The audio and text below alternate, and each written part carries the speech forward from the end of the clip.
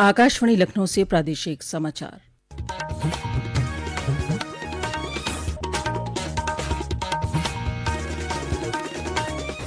पहले मुख्य समाचार। मथुरा में रंगोत्सव के तहत आज से शुरू हुआ दाऊजी का हुरंगा। होली का पर्व सकुशल संपन्न कराने के बाद प्रदेश भर के पुलिस कर्मियों ने आज खेली होली। अयोध्या में श्रीराम जन्मभूमि तीर्थ क्षेत्र ट्रस्ट के पदाधिकारियों की अहम बैठक कल। रामनवमी के भव्य आयोजन और मंदिर निर्माण की होगी समीक्षा।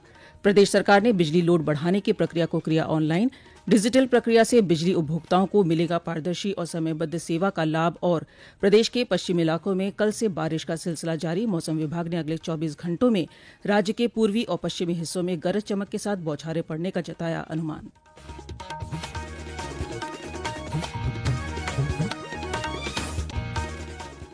नमस्कार, प्रदेश के समाचारों के साथ मैं मुक्ता शर्मा। समाचार विस्तार से। होली के दूसरे दिन भी प्रदेश के कई हिस्सों में होली खेली गई।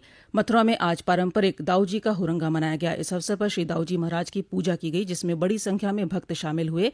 और ब्यौरा हमारे प्रतिनिधि से।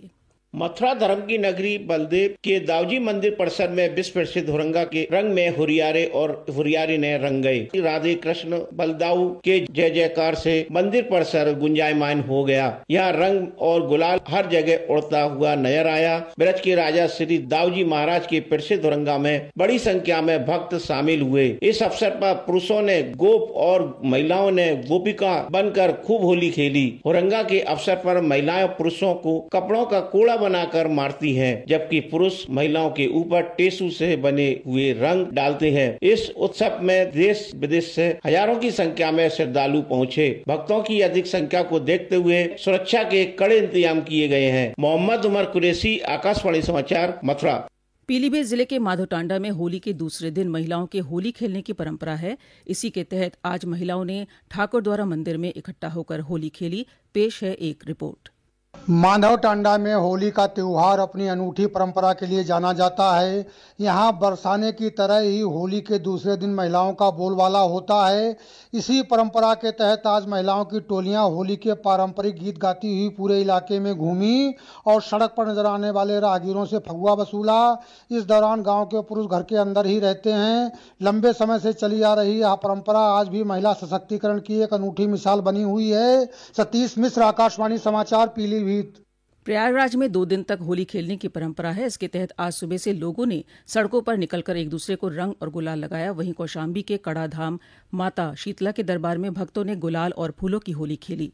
प्रदेश भर में होली का त्योहार शांतिपूर्ण तरीके से संपन्न कराने के बाद आज पुलिसकर्मियों ने जमकर होली खेली। लखनऊ, कानपुर, गोरखपुर, मेरठ, मथुरा और संभल समेत अन्य जिलों की पुलिस लाइनों, थानों और चौकियों में होली का उत्साह देखने को मिला।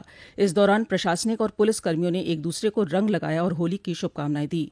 होली के दूसरे दिन आज श्री काशी विश्वनाथ मंदिर में दर्शन पूजन के लिए श्रद्धालु की भारी भीड़ उमड़ रही है। मंदिर के बाहर श्रद्धालु लंबी कतारों में बाबा की झांकी के दर्शन करने के लिए जुटे। और ब्यौरा हमारे प्रतिनिधि से। श्री काशी विश्वनाथ मंदिर में होली के अगले दिन आज भी दर्शन पूजन के लिए हजारों की संख्या में श्रद्धालुओं का आगमन निरंतर जारी है। मंदिर परिसर आज भोर से ही हर हर महादेव के उद्घोष से गुंजायमान है। मंदिर में मंगला आरती के बाद से श्रद्धालु लंबी कतारों में श्री काशी विश्वनाथ महादेव का दर्शन पूजन कर रहे हैं। श्री काशी विश्वनाथ धाम में पधारे प्रत्येक श्रद्धालु का स्वागत करने के साथ ही उनकी सहूलियत के सभी प्रबंध मंदिर न्यास की तरफ से किया जा रहा है। धूप के कारण श्रद्धालुओं को दर्शन करने में असहजता न हो, इसके लिए मंदिर प्रशासन ने पुख्ता इंतजाम मुहैया करवाए। मंदिर न्यास द्वारा प्राप्त व्यवस्था को लाभप्रद बताते हुए भक्तों ने मंदिर न्यास को इसके लिए साधुवाद दिया। आकाशवाणी समाचार के लिए वाराणसी से मनीष सिंह। मुख्यमंत्री योगी आदित्यनाथ ने आज गोरखपुर में आयोजित जनता दर्शन में लोगों की समस्याएं सुनी। इस दौरान उन्होंने अधिकारियों को निर्देश दिया कि अगर गरीब की जमीन पर किसी ने कब्जा किया है तो तत्काल उसे कब्जा मुक्त कराएं। साथ ही दबंगों पर सख्त कार्रवाई की जाए। मुख्यमंत्री ने जनता दर्शन में आए लोगों को भरोसा दिलाया कि सरकार हर पीड़ित की समस्या का समाधान करने के लिए दृढ़ संकल्पित है। इसके अलावा उन्होंने इलाज के लिए आर्थिक सहायता की मांग करने वालों को भी आश्वस्त किया कि सरकार उनके इलाज के लिए भरपूर मदद करेगी। श्री योगी ने अधिकारियों को निर्देश दिया कि इलाज से जुड़े एस्टीमेट की प्रक्रिया को पूरा कराकर शासन में उपलब्ध कराया जाए। वहीं राजस्व और पुलिस से जुड़े मामलों को उन्होंने पूरी पारदर्शिता और निष्पक्षता के साथ निस्तारित करने का भी निर्देश दिया। अयोध्या में कल श्रीराम जन्मभूमि तीर्थ क्षेत्र ट्रस्ट के पदाधिकारियों और न्यासियों की महत्वपूर्ण बैठक होगी।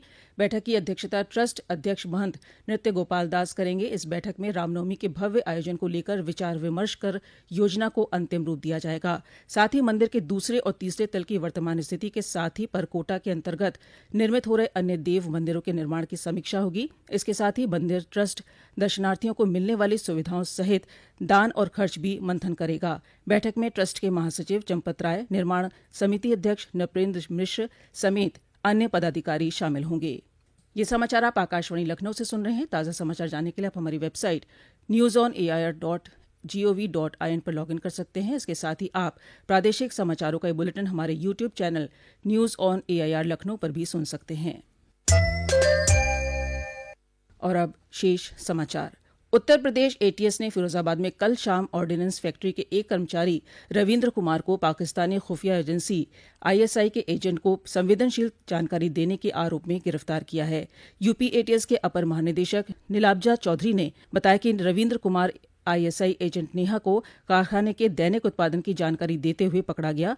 गिरफ्तारी के बाद आरोपी के फोन पर कई गोपनीय दस्तावेज पाए गए, जिनमें ड्रोन और अन्य रक्षा उपकरणों से संबंधित फैक्ट्री की उत्पादन रिपोर्ट, गोपनीय बैठकों की फाइलें, सरकारी फैक्ट्री की स्टॉक सूची और संवेदनशील दस्तावेजों की अनाधिकृत प्रतियां शामिल थीं। आज विश्व उपभोक्ता अधिकार दिवस है। हर साल 15 मार्च को उपभोक्ताओं के मूल अधिकारों को बढ़ावा देने और उन्हें संरक्षित करने के लिए यह दिवस मनाया जाता है। इस वर्ष विश्व उपभोक्ता अधिकार दिवस का विषय है सतत जीवन शैली के लिए न्यायोचित परिवर्तन। पेश है एक रिपोर्ट।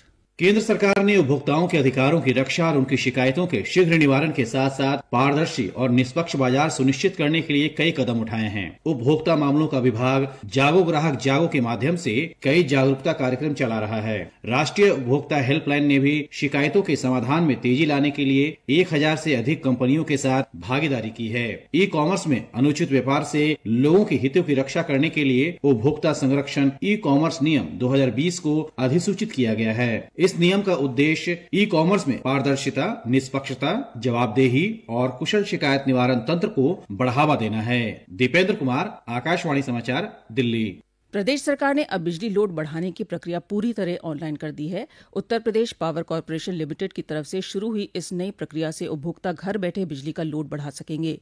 इस सुविधा का लाभ लेने के लिए बिजली विभाग की वेबसाइट www.uppcl.org पर जाकर लोड परिवर्तन अनुरोध के लिंक पर क्लिक कर ऑनलाइन आवेदन कर सकते हैं। यूपी पावर कॉरपोरेशन के अध्यक्ष डॉ आशीष गोयल ने बताया कि इस डिजिटल प्रक्रिया से प्रदेश के लाखों बिजली उपभोक्ताओं को पारदर्शिता के साथ समयबद्ध सेवा मिल सकेगी।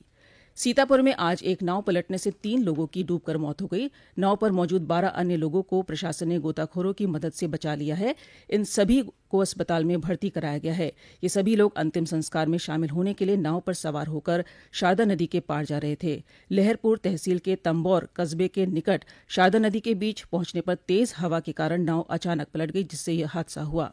ग्रेटर नोएडा में 17 मार्च से द्वितीय Indian international soft tennis championship और पहली south Asian soft tennis championship का आगाज हो रहा है।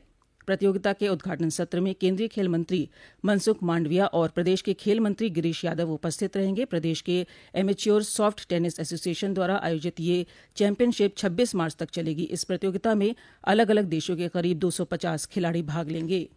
नगर निगम लखनऊ ने नागरिकों की सुविधा को ध्यान में रखते हुए कल अपने सभी जोनल कार्यालय खोलने का निर्णय लिया है। इस दौरान नागरिक अपने टैक्स संबंधी समस्याओं का निस्तारण कर सकेंगे और हाउस टैक्स का भुगतान भी कर सकेंगे। नगर निगम प्रशासन ने यह भी स्पष्ट किया है कि जो नागरिक समय पर हाउस टैक्स का भुगतान करते हैं उन्हें विभिन्न प्रकार की छूट और लाभ दिए जाएंगे। 31 मार्च के बाद टैक्स जमा करने पर 12% की दर से ब्याज भी लगाया जाएगा।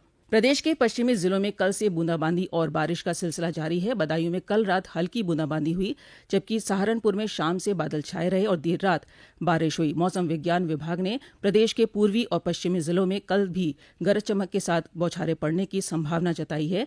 इस बीच प्रदेश के कई जिलों में ओलावृष्टि की चेतावनी भी जारी की है। और अब अंत में मुख्य समाचार एक बार फिर। मथुरा में रंगोत्सव के तहत आज से शुरू हुआ दाऊजी का हुरंगा। होली का पर्व सकुशल संपन्न कराने के बाद प्रदेश भर के पुलिसकर्मियों ने आज खेली होली। अयोध्या में श्री राम जन्मभूमि तीर्थ क्षेत्र ट्रस्ट के पदाधिकारियों की अहम बैठक कल। रामनवमी के भव्य आयोजन और मंदिर निर्माण की होगी समीक्षा। प्रदेश सरकार ने बिजली लोड बढ़ाने की प्रक्रिया को किया ऑनलाइन। डिजिटल प्रक्रिया से बिजली उपभोक्ताओं को मिलेगा पारदर्शी और समयबद्ध सेवा का लाभ। और प्रदेश के पश्चिमी इलाकों में कल से बारिश का सिलसिला जारी। मौसम विभाग ने अगले 24 घंटों में राज्य के पूर्वी और पश्चिमी हिस्सों में गरज चमक के साथ बौछारें पड़ने का जताया अनुमान। इसी के साथ प्रादेशिक समाचारों का ये बुलेटिन अब समाप्त हुआ। अगला बुलेटिन रात 8 बजे FM पर प्रसारित किया जाएगा। नमस्कार।